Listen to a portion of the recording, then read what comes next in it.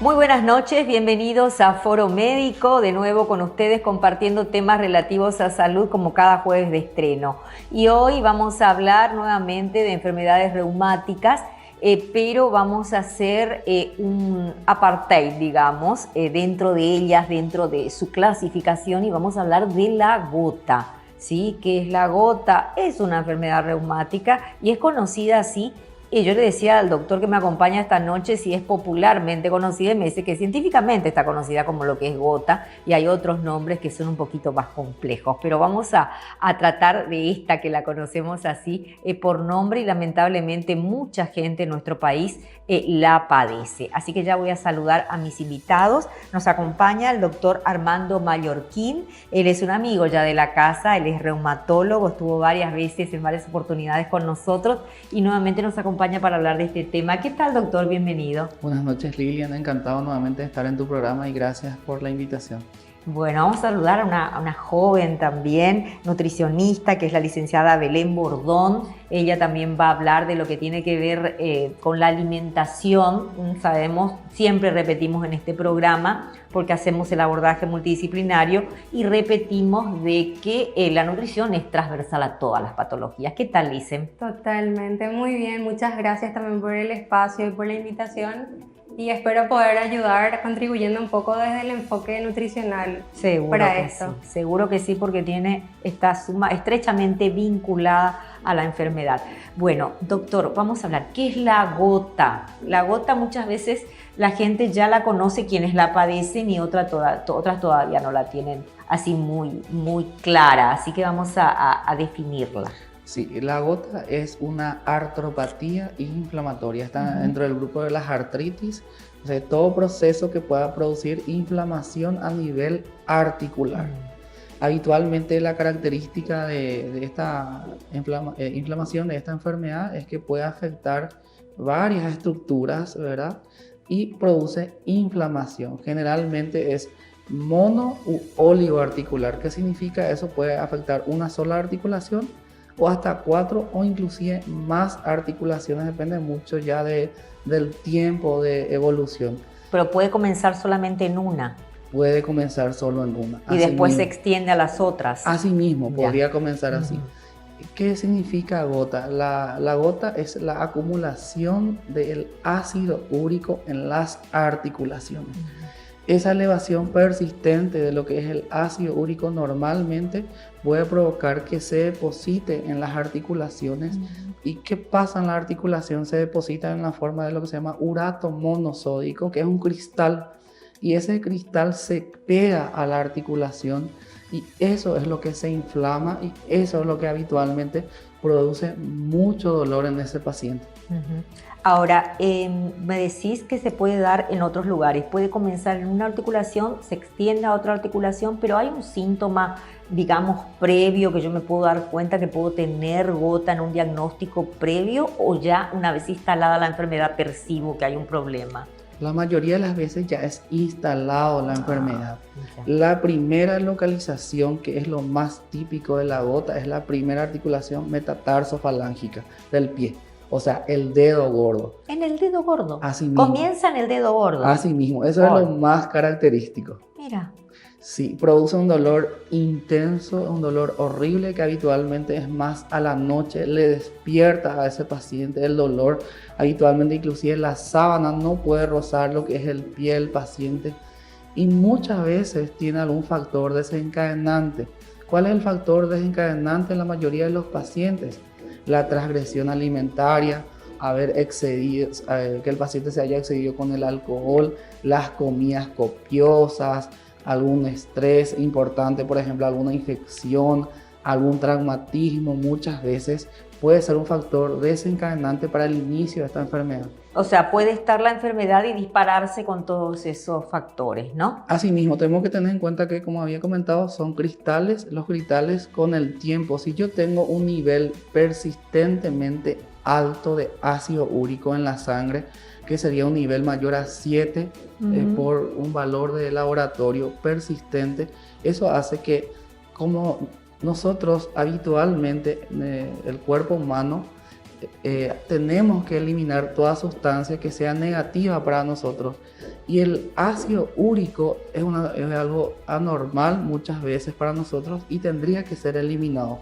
¿Cuál es el problema con el cuerpo humano? Nosotros carecemos de una enzima que se llama uricasa.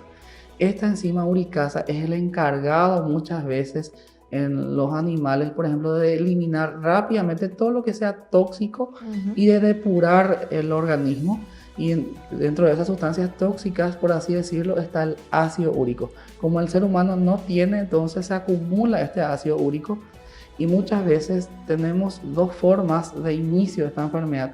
Muchas veces se acumula tanto que hay un exceso de formación y también tenemos que tener en cuenta cuál es la forma más fácil o forma más rápida de eliminar el ácido úrico por los riñones. Entonces, ¿qué pasa muchas veces en los pacientes? Hay un trastorno para la eliminación a nivel renal y eso hace que se acumule en el organismo. Eso favorece que haya mayor cantidad del ácido úrico. Se deposita en la articulación como urato monosódico y eso es lo que produce esa inflamación muchas veces persistente. Ya. En un análisis de rutina, licenciada, ¿se puede detectar ese problema, digamos, a nivel fisiológico de no poder excretar eso a través de la orina? Sí, o sea, lo que se puede realmente ver a través de los análisis es la cantidad de ácido úrico acorde a los valores normales. Puede ser por sangre y también por orina, de esas dos maneras. Porque esa es una manera de diagnosticar que ya hay un riesgo o digamos, eso implica que ya está la gota en el paciente. No implica que ya esté la gota. Puede ser un método diagnóstico preventivo. Totalmente. Y esto se asocia mucho ya justamente a lo que es el consumo de carnes rojas y pescado, porque como comentó el doctor, es la acumulación de ácido úrico. Y el ácido úrico es la degradación o el producto final ya de lo que son las purinas. Y las purinas tienen en muchísima cantidad las carnes rojas y los pescados. No es la purina del balanceado del animal, señora. Es la purina que está en las carnes. Sí, totalmente. Que el cuerpo también produce eso de manera endógena. Pero una tercera parte sí lo consumimos a través de la alimentación. Y es allí donde generalmente ocurren ya los excesos, donde el cuerpo ya no puede sintetizar todo eso y sí ya se va acumulando. Ya.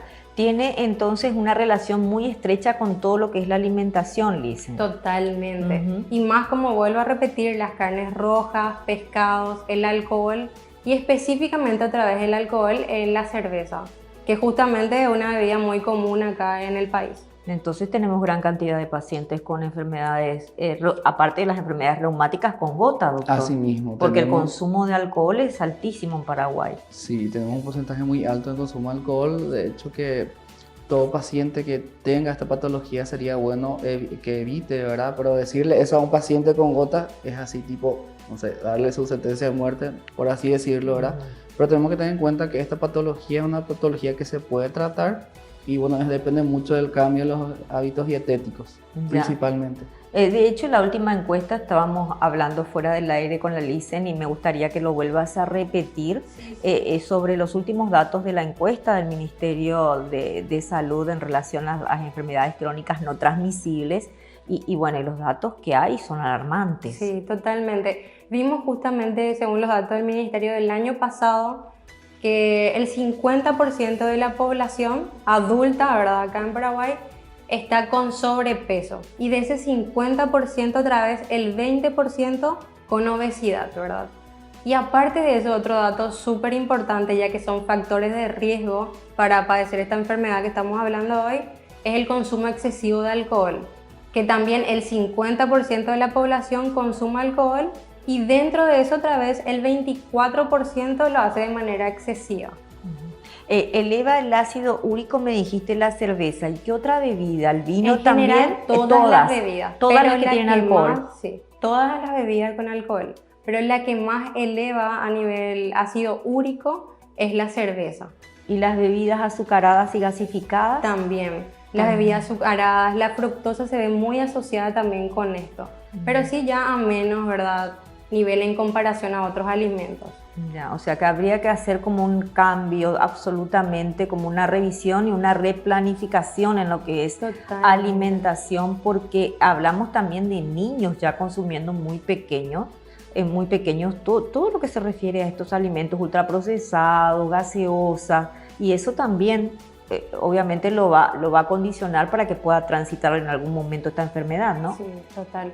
De hecho, justamente también no manejo bien los datos, pero con estos datos que el Ministerio también lanzó el nivel de obesidad infantil, y junto con ello ya también empezó en el Hospital de Clínicas, ya también lo que es obesidad infantil, justamente para ellos, para la atención primaria de ellos. Una unidad sí. de atención para obesidad infantil. Sí, y de hecho que ya hay campañas a nivel nacional hablando de esto, que si bien a mi criterio le falta mucho más como para concientizar, ya por lo menos comenzamos, ¿verdad? Que es algo. Sí. Para no ser negativos y decir ver todo ya malo, por lo menos arrancamos. Totalmente. Bueno, la gota, me dijiste que puede empezar en cualquier lugar. ¿Podemos describir a la audiencia en qué lugares puntualmente, aparte del pie y la rodilla, que es lo que más se conoce?